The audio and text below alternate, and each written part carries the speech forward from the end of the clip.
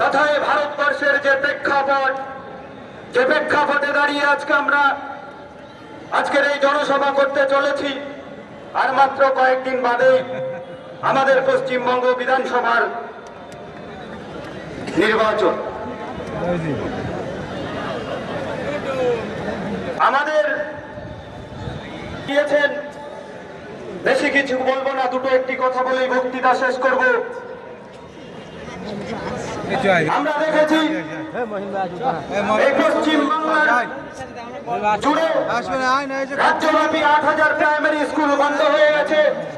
আজকে এই পশ্চিমবাংলা দেখার জন্য কি আমরা তৃণমূল সরকারকে ক্ষমতায় এনেছিলাম? আমরা দেখেছি রেশন দুর্নীতি কেলেঙ্কারিতে আমাদের পাশের বিধানসভা হাবড়া বিধানসভার তৃণমূলের প্রার্থী জ্যোতিপ্রিয় মল্লিক গ্রেপ্তার হয়েছেন। ইডি তথ্য দিয়ে দিয়েছেন 10,000 কোটি টাকার কেলেঙ্কারি করেছেন। আজকে এই পশ্চিমবঙ্গ দেখার জন্য তৃণমূলকে আমরা ক্ষমতায় এনেছিলাম।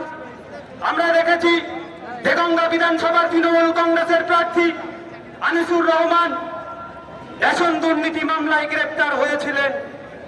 আজকে এই পশ্চিমবঙ্গ দেখার জন্য আমরা তৃণমূল কংগ্রেসকে ক্ষমতায় এনেছিলাম। আমরা পেপার পত্রিকায় দেখেছি এই বাংলায় 26,000 শিক্ষক শিক্ষিকার চাকরি বাতিল হতে। আজকে এই বাংলা দেখার জন্য আমরা কি তৃণমূল কংগ্রেসকে ক্ষমতায় এনেছিলাম? তাই বন্ধুগণ, আপনাকে ভাবতে হবে আপনার পরের প্রজন্মটা কোন দিকে যাচ্ছে। মমতা বন্দ্যোপাধ্যায় আর শুভেন্দু অধিকারীর যে বাইনারি পলিটিক্স, শুধুমাত্র ধর্মের নামে ভেদাভেদ লাগিয়ে আজকে পশ্চিমবঙ্গকে দুটো বিভাজন করতে চাইছে। এই বিভাজনকে ভাঙতে হলে বাম-আইএসএফ ঐক্য, পশ্চিমবঙ্গের বিভিন্ন দিকে বাম-আইএসএফ ঐক্য যারা আছে তাদেরকে বিধানসভায় পাঠাতে হবে। 2021 সালের বিধানসভা নির্বাচনে সংযুক্ত মোর্চার একজন মাত্র বিধায়ক আমরা পেয়েছি ভাঙড় বিধানসভা থেকে। নওশাদ সিদ্দিকী মহাশয়ের পারফরমেন্সটা দেখুন। আর 2021 সালে এই অশোকনগর বিধানসভা থেকে যে বিধায়ক, যে গরুচোর বিধায়ককে আমরা পাঠিয়েছিলাম, তার পারফরমেন্সটা দেখুন। সে কটা প্রশ্ন করেছে। অশোকনগর বিধানসভার বিধায়ক পশ্চিমবঙ্গের আইনসভায় দাঁড়িয়ে আজকে প্রত্যেকটা পথসভায়, প্রত্যেকটা জনসভায় ঘুরে ঘুরে বেড়াচ্ছেন আর সাধারণ মানুষের কাছে ভোট চেয়ে বেড়াচ্ছেন। আপনারা প্রশ্ন করুন, বিধানসভায় অশোকনগরের জন্য কি প্রশ্ন করেছেন? অশোকনগরের জন্য বিধানসভায় থেকে লড়াই করে কি এনেছেন? অশোকনগরের খেটে খাওয়া শ্রমজীবী সাধারণ মানুষের জন্য কি এনেছেন? অশোকনগরের নারীদের নিরাপত্তার জন্য কি করেছেন?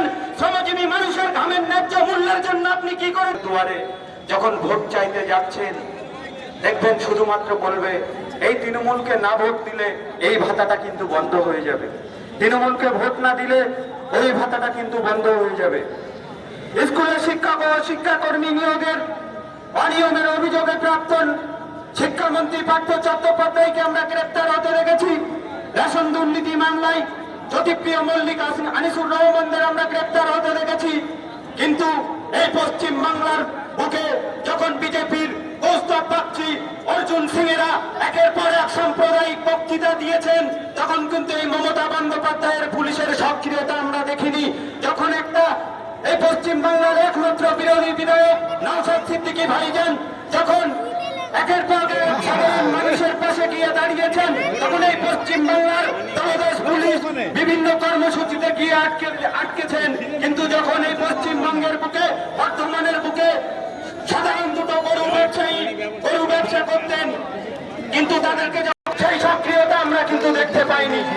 যখন এই পশ্চিম বাংলার বুকে ধর্মপ্রাণ আমার মুসলিম ভাই বোনেরা, যখন কেন্দ্র সরকার শুধুমাত্র আইনের বল থাকার কারণে ওয়াকফ সংশোধনী আইনকে পাশ করল রাতের অন্ধকারে, যখন আমার মুসলিম ভাই বোনেরা এই ওয়াকফ বিলের বিরুদ্ধে আন্দোলন করতে গেলেন, তখন আমরা দেখলাম মমতা বন্দ্যোপাধ্যায় কি বললেন, ওয়াকফটা কিন্তু দিল্লির বিষয়, আন্দোলন করতে হলে তোমরা দিল্লি চলে যাও, এখানে কিন্তু আন্দোলন করা যাবে না, এখানে বেশি গুলি করলে সব থেকে বড় শত্রু হবো আমি। তাই বন্ধুগণ, আপনাদের বলে দিচ্ছি, আপনাদের বাড়িতে যখন কোন তৃণমূলের নেতা, আপনাদের বাজারে যখন কোন তৃণমূলের কর্মী আপনাদের কাছে যদি ভোটটা চাইতে যায়, সরাসরি বলে দিন, ওই তৃণমূলকে বলে দিন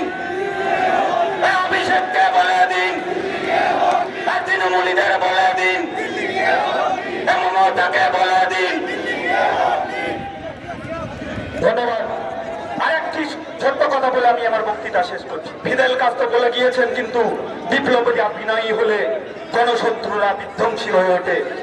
আমরা 23 সালে বিনয়ী ছিলাম, এটা কিন্তু 2026 সাল। তৃণমূল কংগ্রেস, দুর্নীতিগ্রস্ত তৃণমূল কংগ্রেস এবং সাম্প্রদায়িক বিজেপিকে মনে রাখতে হবে, এটা কিন্তু 2026 সাল। আর কিন্তু বিনয়ী হব না।